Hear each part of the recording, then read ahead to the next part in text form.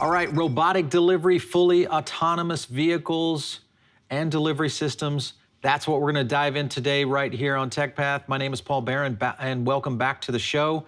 We're going to get into it today really to talk about how delivery is being disrupted and what the opportunities are for EVs, autonomy, and kind of this new robotic future.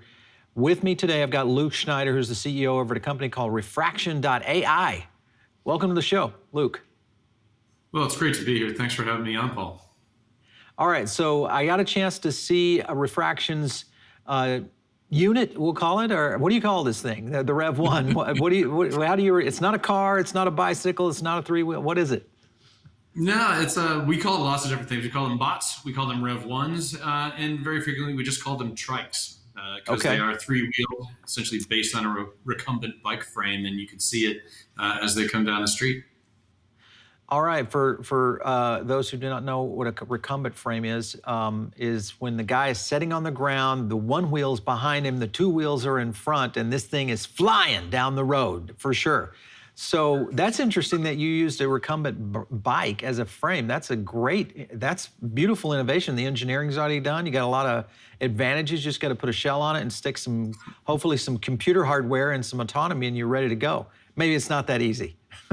Well, no, but as you say, it's a good start. The genesis is actually kind of very much consistent with the theme of the company. We were founded by a couple of just brilliant PhD roboticists, and one of the things they noticed that probably the most reliable way to deliver goods in dense urban environments was using bike messengers. They're able to take much more efficient paths through traffic.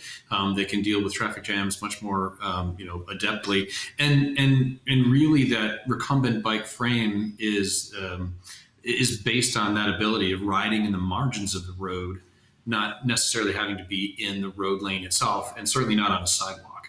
Yeah, we've talked to a few companies who are doing robotic delivery that are sidewalk based, and then we've also talked with companies that are, the bigger three-wheel that are manned vehicles that potentially kind of go in that direction with Arcimoto and Aero. With this, I like the fact that, this can be fully autonomous. It's got some definite benefits of that size framing and definitely access points, which is going to be a big deal. Primarily, this is targeted for urban centers, correct? Yeah, that's right. In this field of last mile delivery, it's just such a vast field. So much happens, and so many different kinds of goods are delivered. The way we typically dimension the space is on the one end, you've got traditional sort of sidewalk robots, if that's a traditional category, but they're generally fairly small. They have a lot of smaller wheels, but they require a sidewalk or contiguous sidewalks really to do their work. They go 2 to 4 miles an hour and have a relatively small payload area. On the other end of that spectrum, you really have the full autonomous vehicles, high mass, high volume, or high velocity, and have to really be autonomous in the sense that they can be relied on in those kinds of situations. We're kind of in that Goldilocks zone, sort of in the middle, where we're able to carry a pretty decent sized payload, 6 or 7 grocery bags, 12 to 15 miles per hour, so a little bit more extended range relative to a sidewalk robot, but certainly a lot safer, low mass, low velocity, relatively speaking. And so it just opens up a whole lot of very nice kind of center of the fairway delivery categories for us.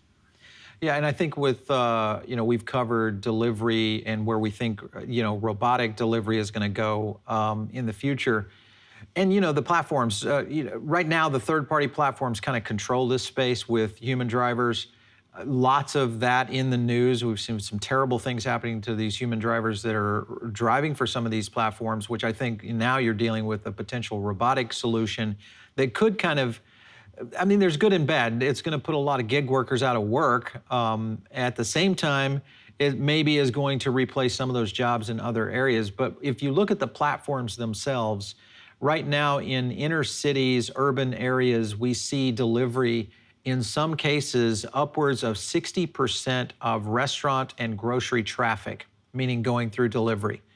That's a lot of load on the system. What kind of solutions are you guys putting in place to be able to handle that kind of input from demand? Yeah, it's incredible. The space. I mean, if you just look at food, for Hmm. food that we buy away from home at a grocery store or food at home, it's about $1.5 trillion segment in the U.S. annually, and and to think about certain areas having 60% of restaurant volume, going through a delivery organization of some kind, is a lot of stress and a lot of load on the system. The premise, and I think our answer to that is fundamental to the design of the company, Refraction, last mile delivery as a service. And Right. the words that we use, kind of as a mantra, are reliable, inexpensive, and ubiquitous. Reliable in the sense that when it's food, especially hot food or cold food, you need it to arrive on time. And so the frequency of, and the reliability of the robots is really, really important. Your ability to predict them, to do the routing correctly, the optimization correctly, so that you can give somebody a really good customer experience. A restaurant is essentially handing over a big portion of their customer's experience to their delivery partner when they do delivery, because most restaurants aren't doing their own deliveries. Yeah. And that's, something that we need to respect, and we need to make sure that, first and foremost, we get it there on time. The inexpensive piece about it kind of goes to the economics and the unit economics of last mile delivery, which can be pretty egregious. I mean, between the aggregation fee and the delivery fee, that can amount to 30+% of the ticket value of a Hmm. food order. And that's just a lot. Restaurants, they kind of bear the brunt of that and don't recoup most of those costs. By building a solution that's inexpensive and ubiquitous, high volume, we believe we can dramatically reduce the cost per delivery, primarily by reducing that labor cost, but in a lot of other ways too. And in so doing, give both restaurants better options as their business models shift, but also Yeah. customers just a better experience. And anybody who's buying food really would like their meal to be just as good if delivered as it would be in the restaurant, even if it doesn't have the same ambiance. Sure. How would this apply to a platform? So are you thinking going the strategy of Refraction working with an Uber Eats or a Postmates and providing a fleet? Or do you feel like, hey, we could potentially provide an entire platform for the restaurants to plug into, use our own fleet, and there's no intermediary there for that delivery mechanism? What's the strategy for you guys? Yeah, that's a core question. And today we really do mostly direct with restaurants, and act as their sort of native delivery platform. But we have partnerships now that will be starting up in the next 2 weeks with actual third party platforms that will be using us to supplement their own driving networks. Hmm. And I think in a lot of cases, it's easy to create a scenario of, well, oh gosh, the robots are coming and they're going to take over everything. But really, what you notice when you really dig into this delivery environment is that some deliveries are right in the center of the wheelhouse for these companies and for their existing services, and some just are just not good fits. And it could be a function of distance or timing or food quality, or just the availability and capacity of delivery in a specific market at a certain point in time. And so, kind of the way we believe it's going to be is that the market is just too big, $1.5 trillion of food, and it's increasingly being delivered. That a solution that's a bit of a mosaic, if you will, of some that is driven by people in cars, some that is driven by robots autonomously, and some that is picked up, and some that is eaten in restaurants. There are probably lots of different ways that a single restaurant will get through the day. Our job is not necessarily to say we are the one and only way. Our job is to make life easier for a restaurant to be an inexpensive, really reliable option that they can buy through whatever point of sale system they have or third party aggregator system they have, whatever.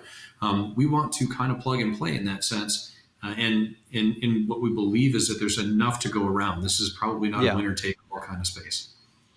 Well, and I think when you look at urban deliveries, we've done some study on this on where the frequent orders are and the likelihood of getting a delivery driver to go 3 blocks, kind of thing, which is hard, especially in an urban market. So I could definitely see that as being a factor where you could kind of blend in what Refraction is doing with some other service options for a lot of these third-party platforms and/or direct to the operator themselves, meaning the food service operator.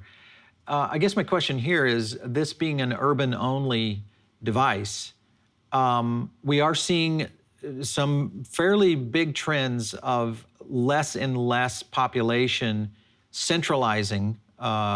Whether or not that we'll see those kinds of urban expansion and growth vehicles like we saw in 2019, probably still up for debate. Has that been any kind of effect in terms of your long-term strategy of worrying about where kind of where the urban centers are going to develop, and could we see more suburban kind of environments?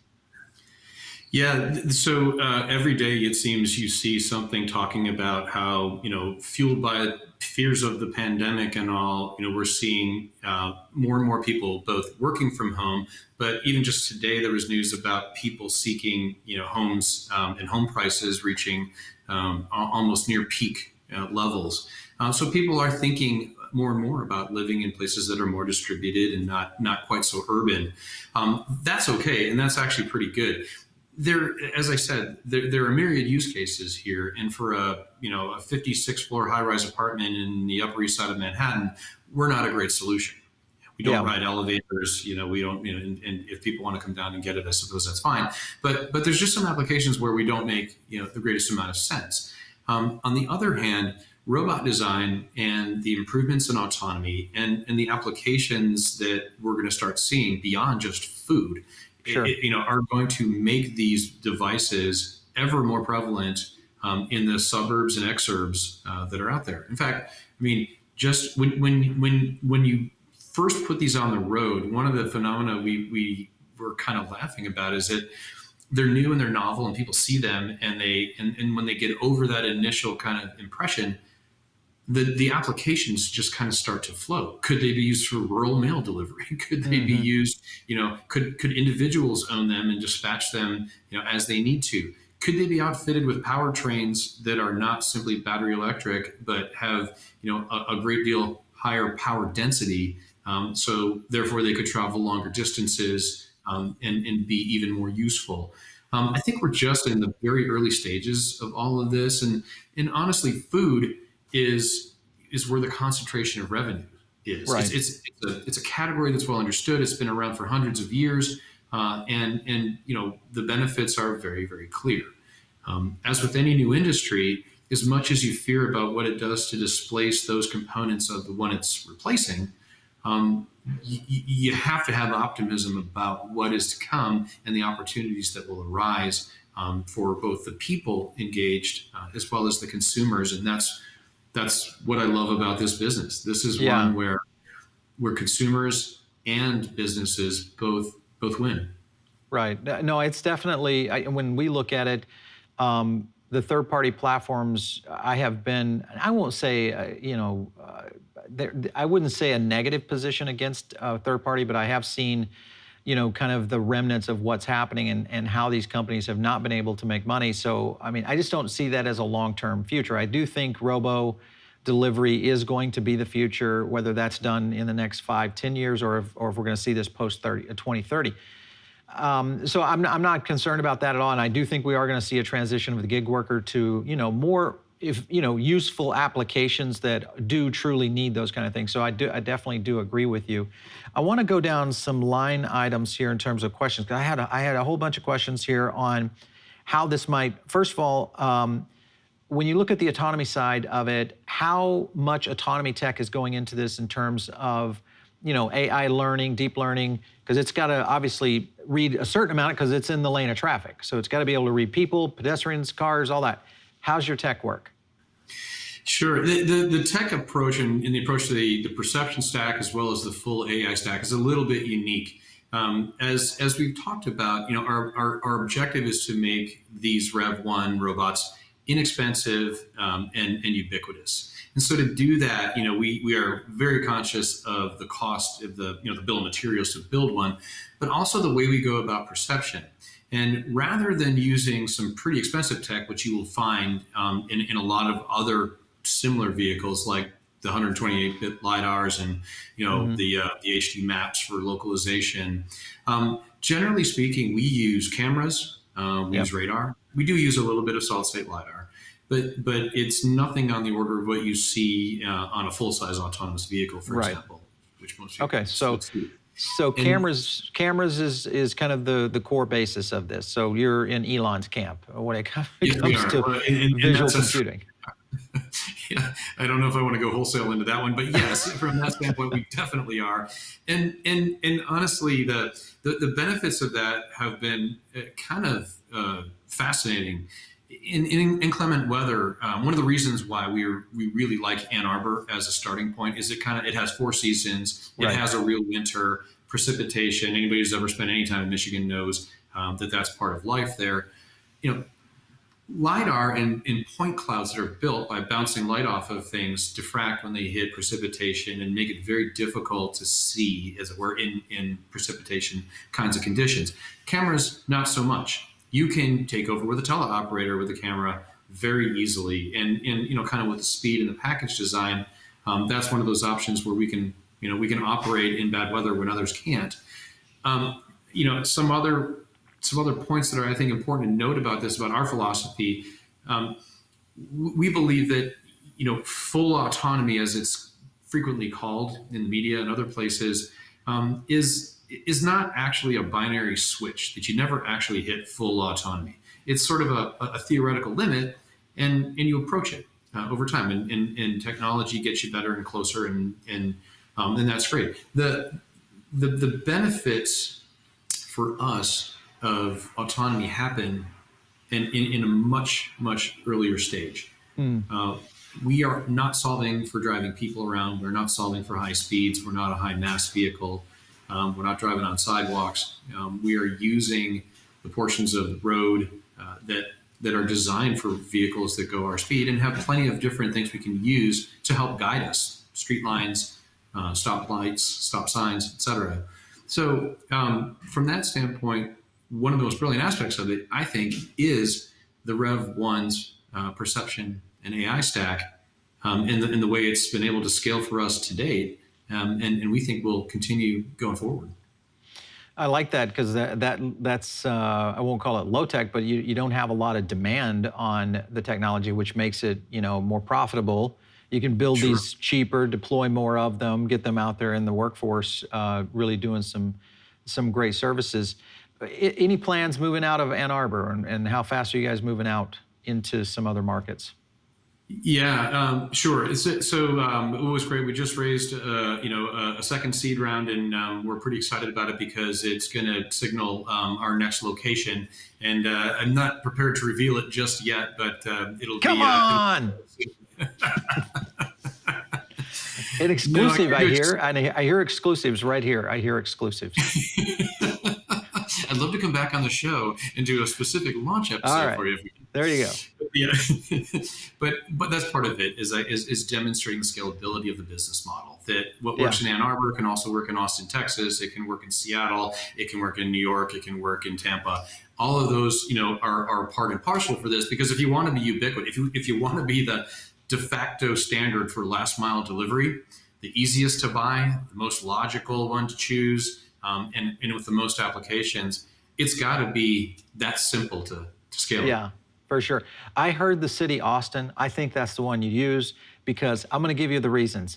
Austin, it's not super ingested like a New York or a Boston or a Los Angeles downtown.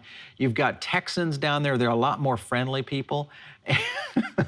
They'll be nice to the robots, and the town itself is easily navigated, and you have a lot of millennials, which are going to love this product for sure. So there you go. It's Austin. That's where you're going. You think that's right? That's right, my guess is Austin. You forgot the one other factor there, which is the fact that it's wireless. Oh, that's a good point. That's a very good point. And you got Elon right there. You've got Arrow in that community. You got a lot of EV guys in there helping you out. Engineers. I'm seeing some great things happening for you guys. Okay, let's go into some of the questions. What kind of data do you collect from the device itself? Is it collecting like maps? Does it map itself for like unique road hazards, scenarios like that kind of come up on the fly? How do you guys kind of get feedback from the system? Yeah, so using cameras, you can imagine we have a gigantic, multi-petabyte store of actual video data. But because we don't use a lot of the traditional, big LiDAR, HD map kind of approaches, it's all semantic based deep learning, and so the data we collect, it kind of you can divide it between the driving condition data and the scene recognition data, and what would be typically thought of as the AI component of perception. But so much of what we also collect are the reactions of customers, the Okay. feedback from consumers, our restaurants themselves. This is the part that gets overlooked a lot, and anytime you're introducing a new element into a traditional category, you're going to get reactions, and they'll typically be polarized at first. You're right, a lot of people are early adopters and sort of fault tolerant and willing to accept things. But one of the things we're just absolutely obsessive about is customer experience design and journey mapping, Yep. and kind of measuring the perception, the temperature, the moments that matter all along that journey. What's great about autonomous delivery robots is they're really good at collecting data, and the software is really good at parsing and structuring that data, and we can re-implement it much more quickly. Whether that's understanding how to traverse black ice on an asphalt road because the robot has learned that, or it's understanding how to approach a multifamily building as opposed to a single family residence when delivering a Sunday dinner. Yeah, for sure. So how would someone get into the network if I was whether I'm a restaurant operator or someone that wanted the services? How would I actually engage with you guys if I was in Ann Arbor right now and could use that service? Sure. And today, it's an early stage, so we have a number of different restaurant partners, and it's different for everyone. This is one of the interesting things to me about this space is that if you want sushi, we have a sushi restaurant where we're the native delivery app, and it literally says that. But Okay. there's 6 other different ways you could have your food delivered or Mm. or order it. In other cases, the restaurants are big enough and have the scale and scope that they can actually determine, oh, we're going to do this much natively, this much using a third party aggregator, this much with refraction, Hmm. and then they just sort of dispense it that way. Really, we leave it up to the restaurants and the grocery stores at this point as to how to choose refraction versus another partner. Consumers, except in the odd case where it's offered on a website or something else as a native delivery option, don't generally have that opportunity. But more and more, what we find is that people, when they call in an order to a restaurant, can request Yeah. a robot. And one of the most interesting things is, as it turns out, different states have different licensing laws. We're about to get our first license to deliver alcohol with the robot.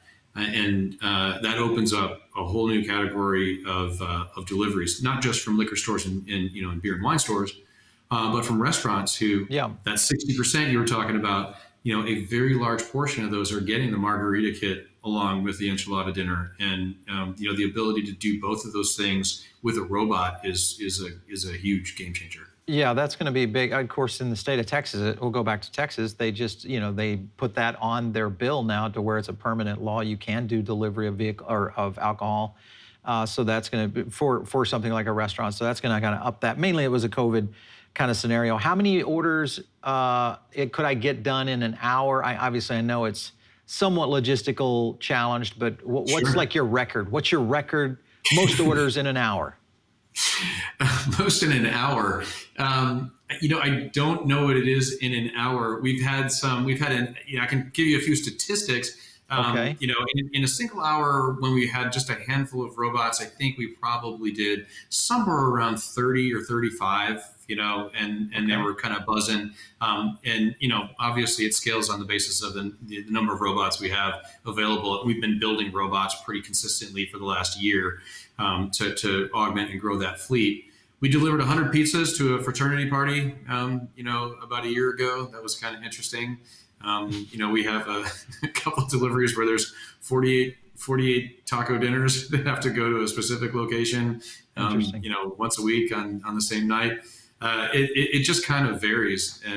But we do, what we're noticing is the demand profiles are shaping up over time. And so we understand when it's Right. meal delivery, it's obviously you have lunch, you have dinner, Hmm. Hmm. and kind of a lull in between, and dinner has kind of a long tail.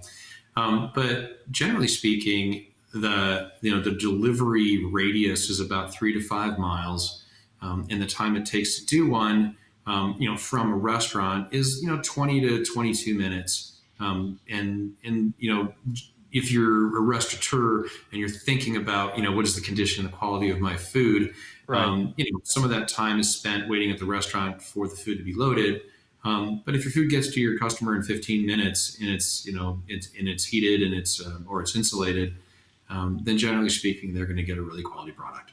All right, so you've got insulation in it. So that's kind of giving you some level of climate control in very cold climate or very hot climate. A place like Austin has both, so you got to deal with both those variables.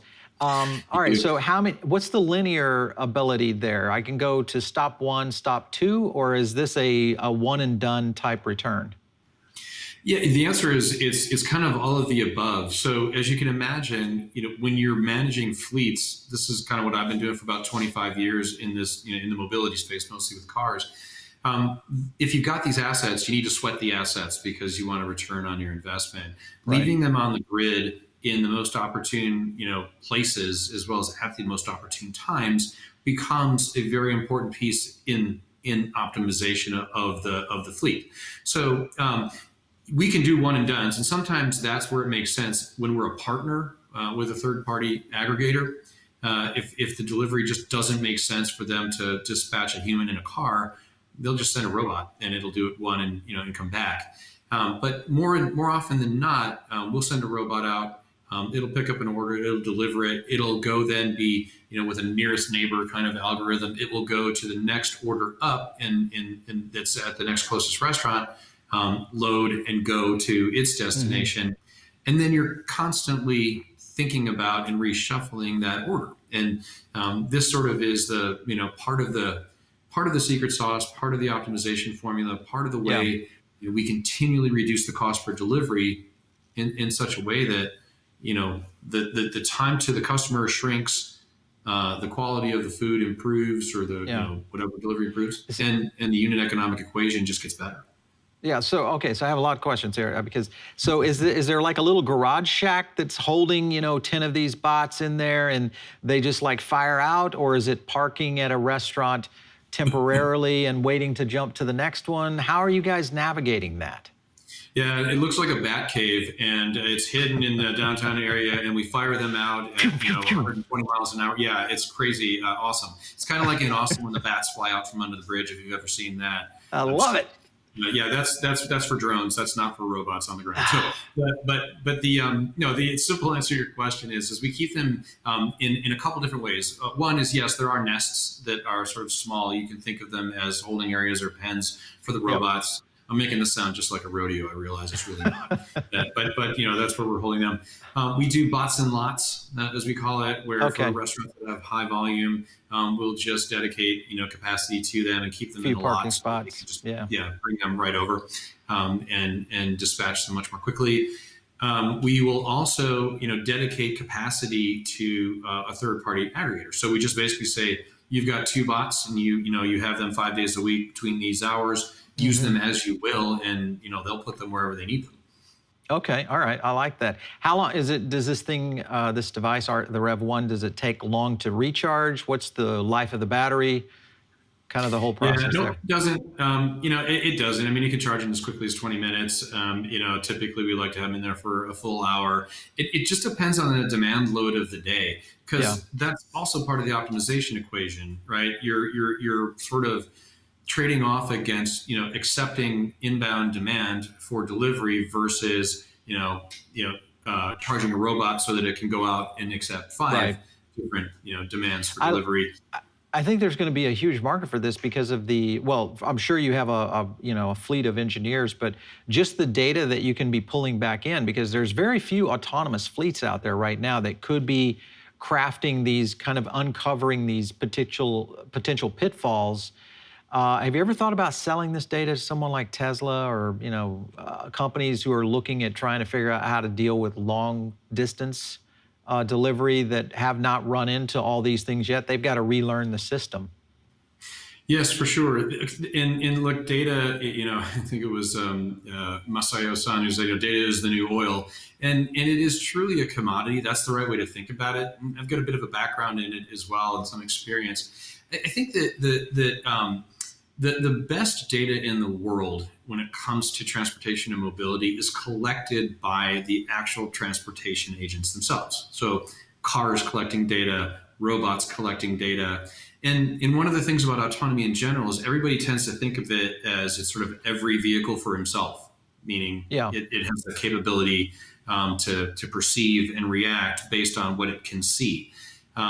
In that sense, we really are autonomous today because all of us are individually autonomously responsible for our cars. But with self-driving vehicles, integration with each other, so vehicle to vehicle, as well as integration with a larger grid, hmm, traffic stops and intersections and roadway sensors and the like, is one of those things that has almost geometrically increasing benefits the more we can collect and the more timely it is. So yeah, absolutely, within the bounds and the realm of privacy and the legality of collecting, sharing, or even selling that data, we are absolutely thinking about that. But for the moment, our ability to influence our own performance just with the data we generate from our own usage, it's pretty tremendous. We can, use it yeah, for route planning. We can use it for exactly. restaurant advice. We can use it for lots of different things. Yeah, I think that, because there's going to be some first movers that make it. I've been, studying this for quite some time and understanding where and who are the first movers, whether you look at someone like a Neuro, which is more of a van delivery, someone like an Arrow right there in your backyard. They're doing kind of that three-wheeler. Arcimoto has a potential shot at it, but almost every one of them are in very early stage. They're not deployed, so they're not really collecting real world data yet. And that to me, as if you're, I'm a Tesla driver, so I've seen the leaps in full self-driving and just standard autopilot, of how Yeah. much you can move the technology when you have the right kind of data sets to bounce off of. So It, you guys are in a it's good spot, remarkable. that's for sure. Yeah, and there's two things at play there, right? I mean, we were founded by engineers, and engineers tend to they don't find the most elegant solutions to things. But I think that one of Right. the ways that we approach this problem is just you don't want to over-engineer the solution to delivering, a pizza, or a meal. You want an elegantly designed solution that does it cost effectively and does what it needs to do, and doesn't do a whole lot more. It doesn't need to have luxurious passenger seats or life support systems in it or anything else. It just needs to do what it does.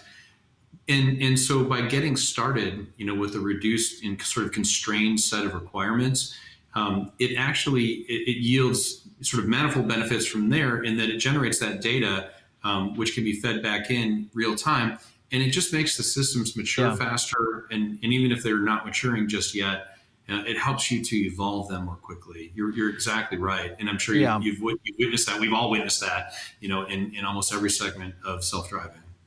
Well, yeah, and it's amazing to me how fast this is accelerating, especially when you pull in AI and really get deep machine learning involved in this, and if you've got the right engineers in there with the right tech stack, I mean, this becomes woof. It could be something very very special. I mean, you look at it. There's, gosh, if you think about all the companies, not even mentioning the small regionals, but just Postmates, Uber Eats, DoorDash, et cetera, DoorDash, I mean, Deliveroo. there's probably a dozen companies that are major companies trying to solve this last mile delivery problem. And it's been a problem and has only accelerated now because of COVID. So there's many things. I have a couple more questions for you, more fun questions. Can I dress this thing up like a velvet taco? I mean, it's a good brand in Texas. I'm thinking velvet taco.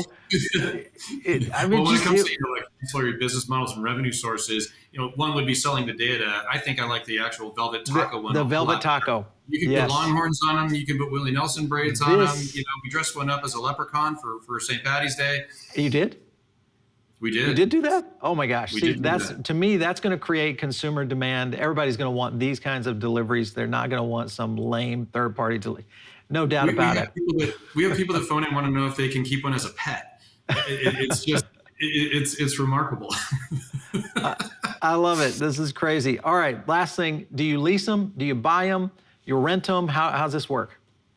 Yeah, today they're our design. It's a proprietary design, and so we manufacture them, or we fabricated them ourselves in the past. As we move down, and mature as a company, that manufacturing becomes something that we really we outsource that portion of it, but it's our design. And for companies like us, that's a question. In the long run, no, we don't have the size, scale, and we probably wouldn't want to raise the capital necessary to build hundreds of thousands of last mile delivery robots. Right. On the other hand, we're going to need that many. So, we have to specialize as we move forward. But today, cool. We work with a handful of selected partners, keep the designs very simple. And, our costs today are just, a fraction of what the other folks that you mentioned spend on a single vehicle. Mm-hmm. And we expect that we can get that down to probably 25% of the cost we're paying today after manufacturing just the first few dozen of them. Yeah. Do you think there will ever be any requirements from a governmental standpoint? One, for human monitoring. We've talked about this. We had Serve on here from Postmates. They're spun out a version of their sidewalk robot. And They talk about human intervention, that basically you've got kind of a bot pilot, so to speak, that has the ability to take control. Do you think governments could come in and say, hey, this is a requirement in the early stages? Where do you think that's going to come from a legislative standpoint? Yeah, autonomy and government have an interesting relationship in that, they so badly want autonomous vehicles in this country, and we need them. I mean, there is a benevolent future of transportation that, does away with 40,000 fatalities a year that are attributed to traffic and millions of injuries. So let's not just forget about those, because those are, pretty painful. On the other hand, to be able to get more vehicles on the road is critical, as you said, to collect the data behind it. A few years ago, I actually testified in front of the Senate on a bipartisan supported bill to do that. Senator Thune from South Dakota had brought this to the floor and was seeking opinions on it.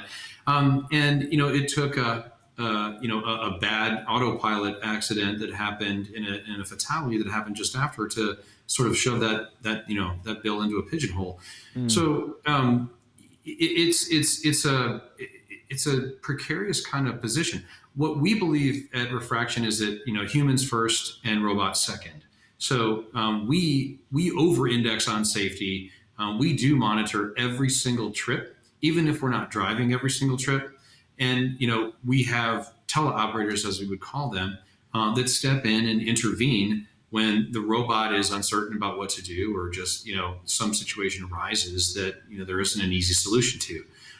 And my view is that if the government feels it's its obligation, and that is the point of regulation, is to keep us safe and make sure that things are happening in an appropriate manner, then I think that's entirely appropriate. What I think needs to also, though, be considered is the benefits of autonomy stem from the ability to not have to have people operating them at all times. Sure. So good regulation says a measured phase out of supervision is probably a recommended approach, and doing the homework and the hard work to figure out the right times and places along the spectrum to do that is really what's ahead of us. Yeah, for sure. Safety first. There's no two ways about it. Well, and look here in Florida, I mean, we've got a very progressive state there, are far advanced in terms of autonomy and potentially robo-taxi fleets coming into play. And they're even making laws where you can't restrict it, you can't tax it to a certain extent. There's some benefits there, and I think other states will follow, especially in the progressive. Once the AI, because I think that's the key here, is the AI learning that can run these robo fleets and advances enough. Obviously, Tesla is the big poster child here. If they can succeed at it, I think it'll make all the other companies that are doing these other additional services just that much easier to get integrated into our society. So it's going to be fun to watch, that's for sure. Mm-hmm. Yeah, yeah. Well, hey, guess what? We have a show that talks about this every day. Imagine that. Yeah, imagine that. Almost every day, anyway. Anyway, Luke, it's been great chatting with you. I can't wait. Next time I'm in Austin, I want to come by and I got to check out some of these robots. There's going to be some there. A little barbecue, a little Tex-Mex. There you go. And some robotic delivery. Franklin's needs to have these. Yes. Yes. I think you're right. Or Justine's. Right. Any of those good restaurants down there would be perfect for this. Both of them are outstanding, and I think Aaron Franklin could really make a name for his barbecue if he was able to deliver Big time. Big time. Not that he needs that much. If you ever had Franklin barbecue, you got to check it out in Austin. Guys, thank you so much for tuning in. And Luke, thank you for stopping in on the show today. It's been really enjoyable. Thank you, Paul. You have a great day. All right, see you. Okay, guys, you're tuning in over on the podcast. That's a great thing. We love that, and we do want you to give us ratings over there. It's another way you can give us feedback. But always, if you're watching right here on YouTube, is make sure and subscribe, because that's the best way that you can help the channel. And if you have not visited our website, it's brand new. Go to techpath.show, and you'll get a chance to see a lot of our content, but also some of our editorial coverage. We're getting ready to do some EV reports over there. We've got some analysis going on for the space.